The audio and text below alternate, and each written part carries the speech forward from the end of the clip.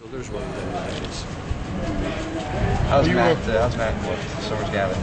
He's fine. Is he going to play? He may play, yeah. Rogers? Rogers will travel and may play. Are you close to considering whether you'd redshirt Fort? Yes. We have to, it's still a long season. There's a lot of football there, so we'll just see how he continues to. Because you need to play him in the next couple of weeks, or else you'd consider redshirting him? Yeah, we'd have to make a decision, if you get if you're at the halfway point, is it worth it, or, that type of thing. So that's something that needs to be discussed at some point. Is Jalil up and playing at all? Yes. So you expect to have him this week? Yes. Are you concerned at all with the Schwenke's shotgun snaps? Yes, Pretty getting worse. We've worked hard on him this week, and it's been good in practice all week. It's hard to say. Schwenke's shotgun snaps three times. Yeah, right. So it's just the emphasis on getting him more waist high instead of shoe tops, and dribbling. Yeah. Okay. Absolutely. Okay. And how was kind of a week of practice did D'Amato have? Good. Yeah, watch him today. I've been watching him every day, but today I didn't see him miss one. Left hash, right hash, everything was good. Do you have a safety spot that's settled, or what are you doing with that? The one opposite Hill? Well, it's Logan. It's Logan. Logan right now, and Coley can play there as well. So, or low. Not saying low, right? Okay. So, yeah. Just so we know what we were talking about. Right. But yeah, worked hard with Alex this week, and but Coley has a chance to play there also. How confident are you can get a good pass rush on Barkley? It seems like we're gonna need to. Challenges with the D-line. The D-line's gonna have to play a very good game and try to push the pocket. He's a guy, I presume, you just don't feel like you give him time to sit back and get comfortable. Exactly. If you do, he knows exactly what he's doing. He's got a lot of experience in the offense, and he's a very good player. So very smart, very accurate.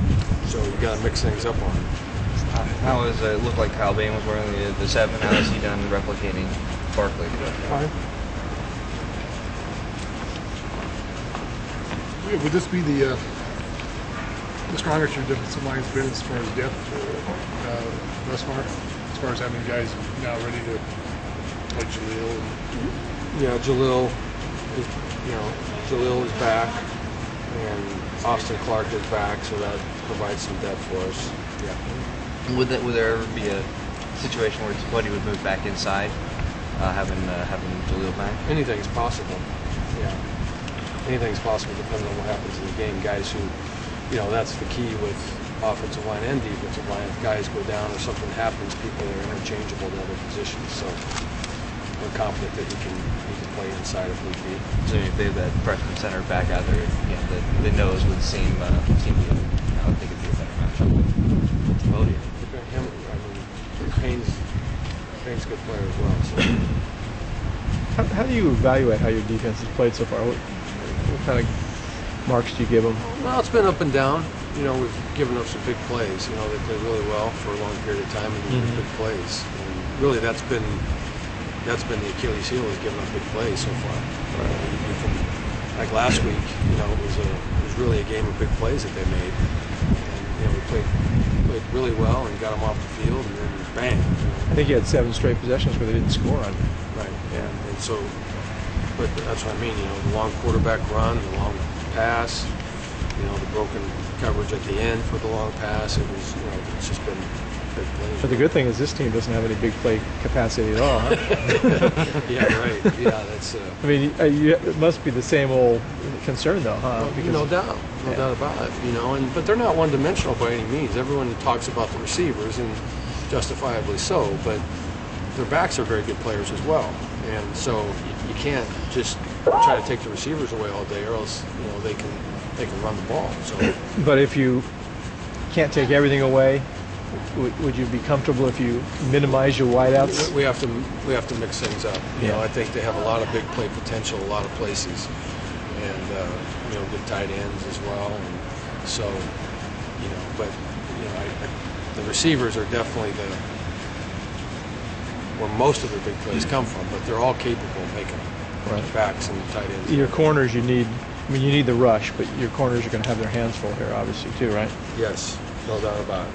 We're likely to see the same quartet of linebackers in Jefferson, Forbes, McCain, and Broussard out there. Yeah, all those. And the other ones all rotate in. Are you pleased with how those young guys, they're all fairly young? I'm really pleased with the way Jalen and Forbes are doing. Yeah, they're playing well.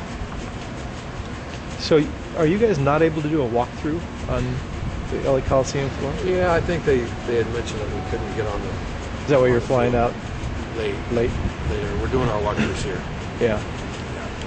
Is that unusual? Is that something that's new? Well, it's typically like that all the time there. You can never be in the end zones, and you can't be on the middle of the field, and you know, all that type of thing, because they paint and all that. So it's really roped off, all of it. So you just kind of go out there and get the feel of the stadium. And so you're just better off staying home.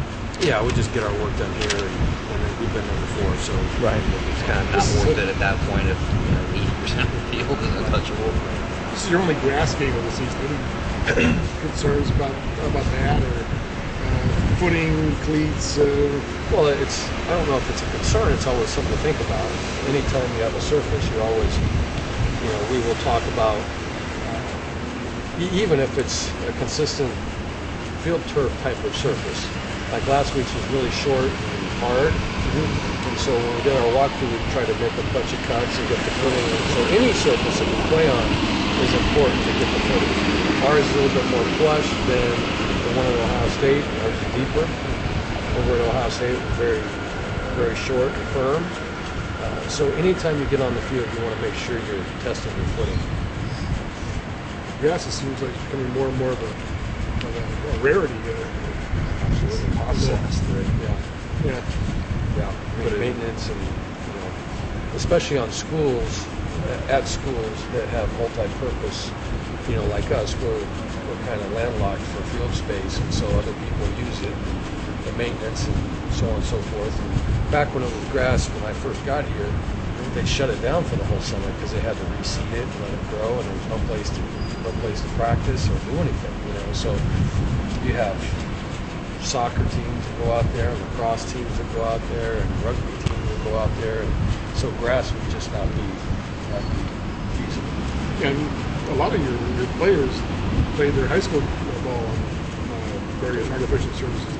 Well, it's the same thing. You know, you look at a high school field, they have PE classes out there every day, and then, you know, how many times at a high school field have you seen when it rained and got muddy and then it was shot for the whole year? You know, you got big mud clumps everywhere, and so it's just much easier to manage. It's safe. It's consistent. You know, I think it's for sure any surface that's on a campus probably is going to. And now the technology is getting better. It's more worthwhile to have it and probably safer to some extent. Yeah, it is. I mean, that's really why we wanted to go to it, was because of the consistency and the safeness of it. When we were practicing up in winter and it was a sand-based field, you know, the grass was given, and it was, you know, we had knee injuries and things like that from it. So consistency, no matter what weather it is key for it. So much of your team coming from LA. When you're going down to play at the Rose Bowl at the Coliseum, do you sense a different energy from the team going into that week?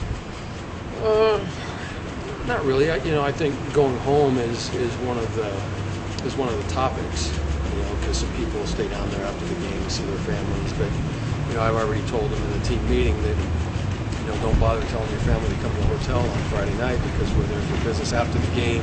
We typically stick around longer than usual around the buses so they can hang out with their friends and family. But you know, it is something to deal with. There's no doubt about it, because all their families there. But most of their families here anyway when they come home. Is there a lot of horse trading for tickets going on? Always, every week. Every week there is.